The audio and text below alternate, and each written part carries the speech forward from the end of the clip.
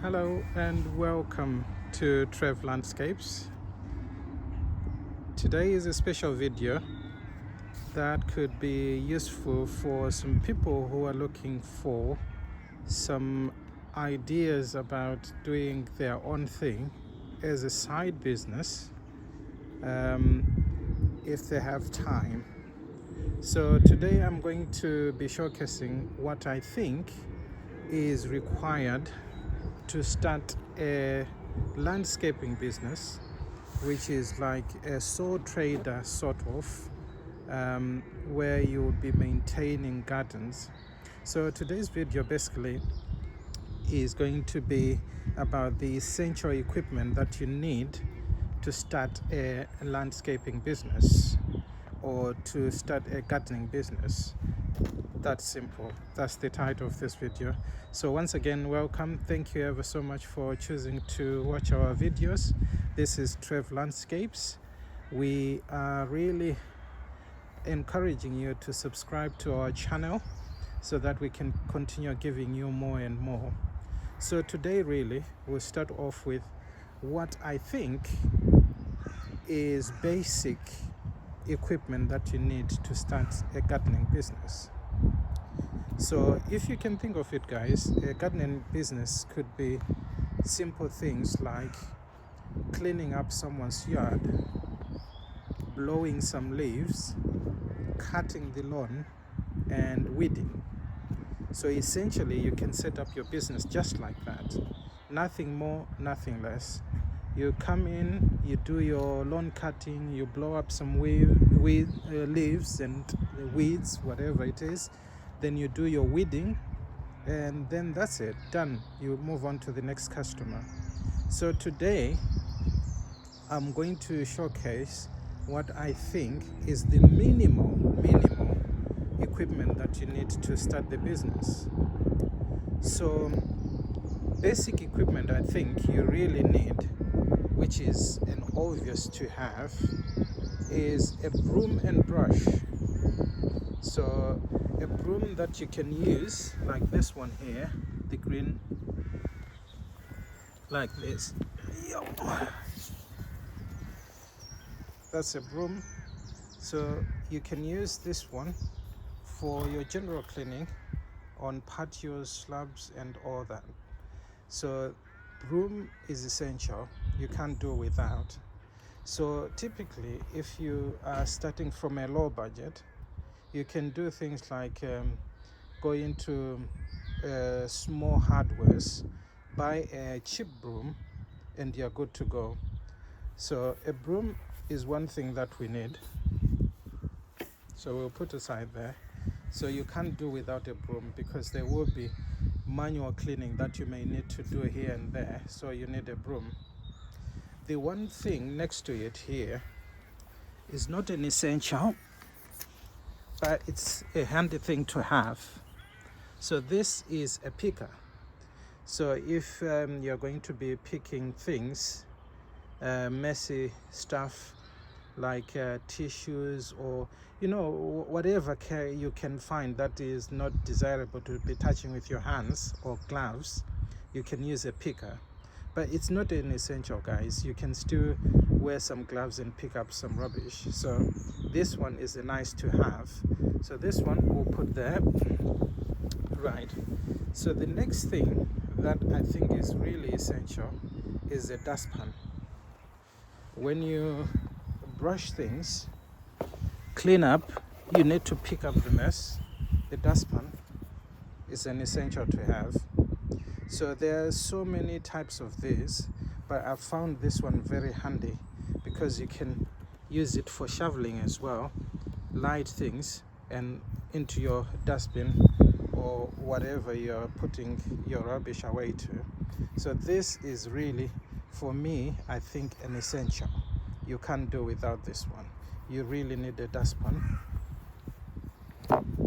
Right, so we are now going into the real business now, where, as you know, most of you guys, a gardening business mostly involves lawn cutting, weeding and blowing. So This here, this lawn rack, is an essential which will help you to rake the lawn, you know, especially if we are moving in from winter into spring. You may need to clean a lot of leaves from the lawn, or if after the autumn, people may need to do a clean as well. Loads of leaves on the lawn and around the garden. So this lawn rake is essential. You can't do without this one. There is an alternative though if you don't have a lawn rake, but a lawn rake is really important and useful. We move on to the next one, which I think is also an essential, but I think the next item is something that you really have to think about in terms of price. And as a startup, you may not really have a lot of money on you, so you want to do the basic that you can with a minimal budget. So the next thing is a blower. A blower, guys, is an essential for me, a real essential. But you can start off from the cheap end to the most expensive end if the business has grown, you see. So an example like this one here, right, is an electric blower, chargeable, and it's a very cheap one. You can get this one for maybe £20 or less than that if you go for a second hand, because really you don't have to buy expensive stuff, new things, if you are going to be starting a new business, isn't it? Because you are trying to test the market. You don't know whether this tool is essential, this may not work, or this can work. So it's better to spend less, test the market, and then go for it really when you know exactly what you need. So this small blower here comes into play now because it's cheap, it's a quick to have on a budget, and you're good to go. So this will be useful for blowing around the garden, blowing leaves, cleaning up the patios, your essential basic cleaning. That blower is really useful. When the budget is better and you have started gaining some customers, you start moving on into the new interesting stuff like these ones. These are now commercial blowers, Stihl, which is a very, very good brand, a petrol blower. So this is very powerful as well, but you really have to be careful in terms of what you choose when you start spending a lot of money. So these blowers are really fantastic piece of equipment this is, but you have to be very careful when buying. But my advice to you guys, if you really want to go a notch up from the beginning, you have to buy new stuff rather than second hand, because really if it's a second hand commercial blower, someone would have really used it for a while, and you never know what problems that may come with. So if you are going for higher, more expensive equipment, I would say no, go straight from the shop, and you're getting a piece of equipment which will last you a long time. So they're easy to maintain. They are normally run with a petrol oil mix, which is advisable to buy from a non-dealer rather than just buying from anywhere. But again, guys, the manuals, they advise you what sort of oil you need and the ratio you need to mix to run this blower. But this one is a 40-to-1 mix with petrol and oil.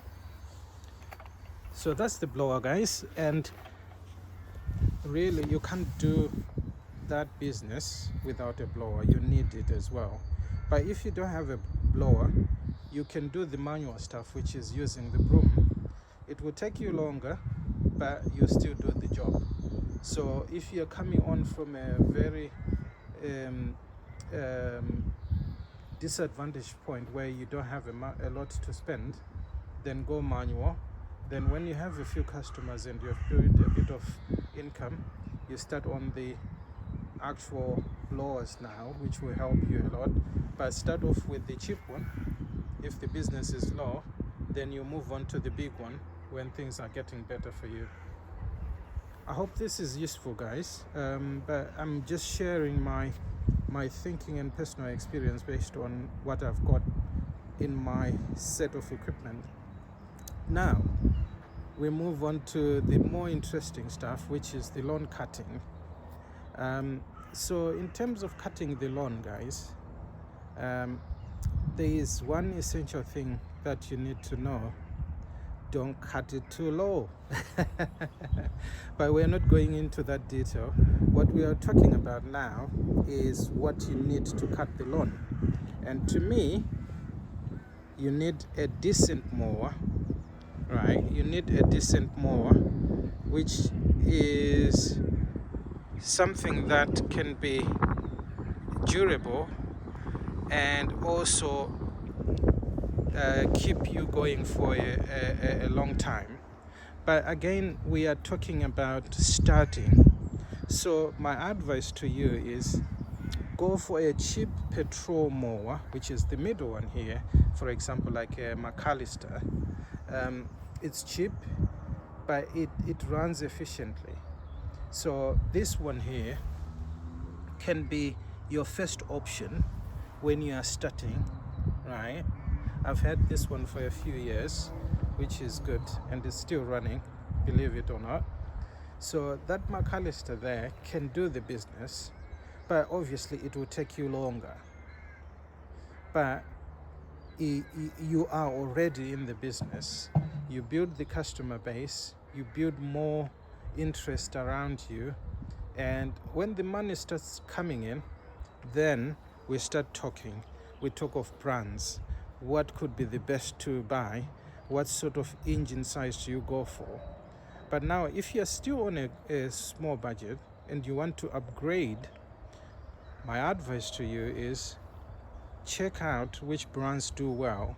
But for me, I've always found, there you go, Honda being so reliable. So the entry level here, I would advise, is this Honda Easy, self-propelled. It's a small engine, but very efficient. So that can be a good option, where you're moving from this one here, you move on to this one. Small, but does the business. So, something to think about essentially is how deep are the pockets when you are starting. But for me, I would suggest don't risk it too much. Just start off with the basic, test the market and see how it goes. If it's promising and pays back quickly, then think of what's the next level up, and from this one, McAllister, you can go to that one. Now, when you are kind of established now and you have the clients, things are flowing, then I think that's when you start talking about the big boys. The big boys in the business. And this, for example, this is a proper commercial. That's a Honda Pro with a roller, cutting your lawn with precision and with power. So if you are working on big gardens, this will be your friend. That's that, Honda. So this one is a special one, self-propelled. It's a heavy machine, but the good thing is self-propelled, so you don't really need to be pushing it heavy around the garden. And this is really suitable for very big gardens. If you have those big customers with those large gardens, then that's your friend, the Honda self-propelled. But there are a lot of other brands, really, guys, which you can buy, which are cheaper than this, with the rollers, for example, and still cut very nice. And these ones, you can find them in most of the shops which sell garden equipment. So depending on your budget, you choose what's relevant for you. But essentially, when you have more customers and you are so busy, you want something that when you get in, you do the job quickly, you are out, because time counts when you have those big customers. Now, other things that you need for maintaining the garden, there are things like doing fine edges. And these fine edges, really, you need the edging machines like the streamers. So your streamers become very useful when you talk of some spaces where you can't get into, or you want to do some nice clean edges when you are cutting the lawn, then you use your streamers. So streamers can be cheap, can be expensive. So things like this one here, this streamer here, is more like the entry level for steel, which is that, right? It's fairly expensive, but it's kind of the entry level for steel. But if you want to go up the ladder, you have these commercial ones here, you see. This is steel, guys.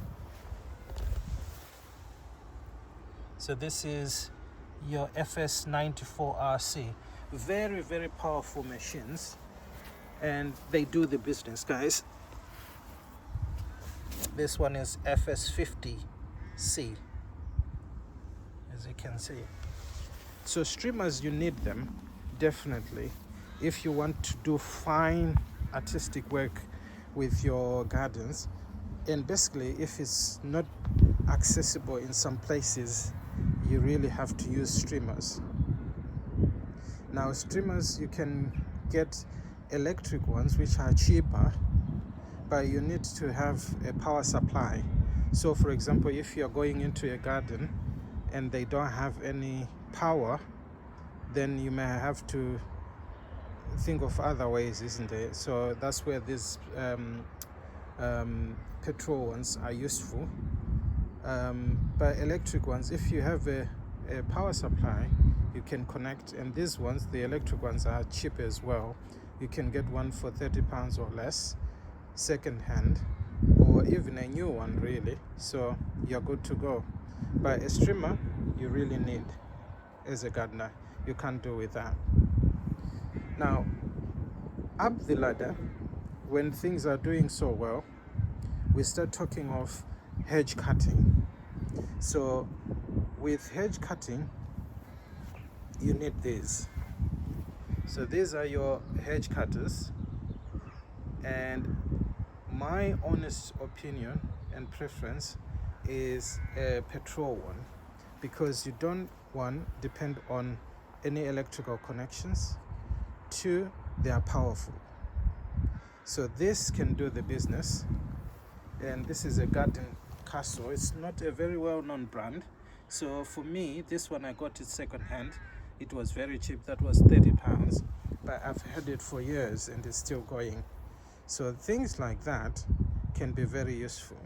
But again, still has got brands as well, which are suitable, smallish, but you can still use them as entry level.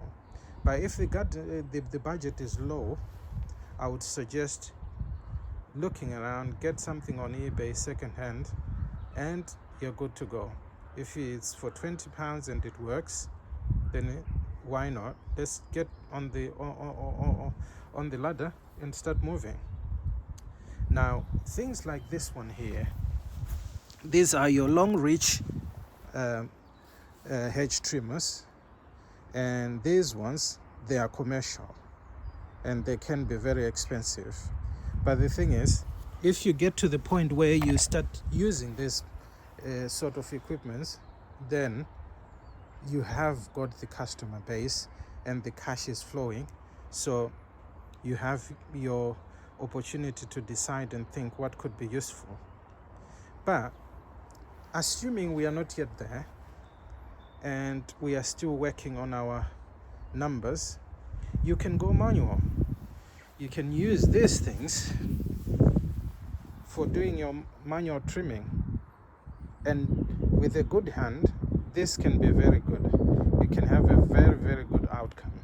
So small hedges or shaping bushes like this one here behind us, like this one here, you can shape that nicely with this, and it will be perfect when you look at it at the end of the job. So before the money flows, those ones you need. And actually, guys, there are times when you don't really have to start a machine. It's a small trim, small cut. Why not just go with the manual and the job is done and you move on. Now, the other things that you need are these, which are your loppers. Loppers are very essential because you need them for cutting hedges or those thick branches.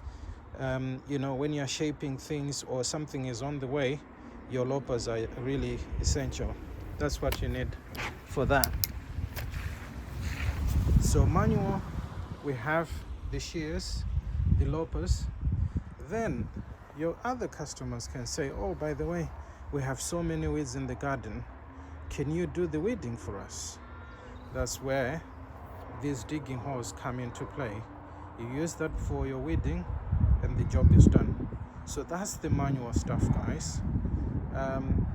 So on these things that I've shown you, I think you can essentially start a business, but the choice is based on the budget. And my advice to you is, when you are starting this, don't go too expensive. Just choose the essentials, and if it means doing it manual whilst you set up, why not? Let's do that. And when the business starts running, you start upgrading your stuff, and before you know it, you are really running a smooth and nice business. I hope this was really helpful to you guys, and I hope a lot of people, those who have the time and are thinking, oh, what can I do with my time? This could be an alternative business for you. You can do it as a sole trader. You don't need to employ anyone.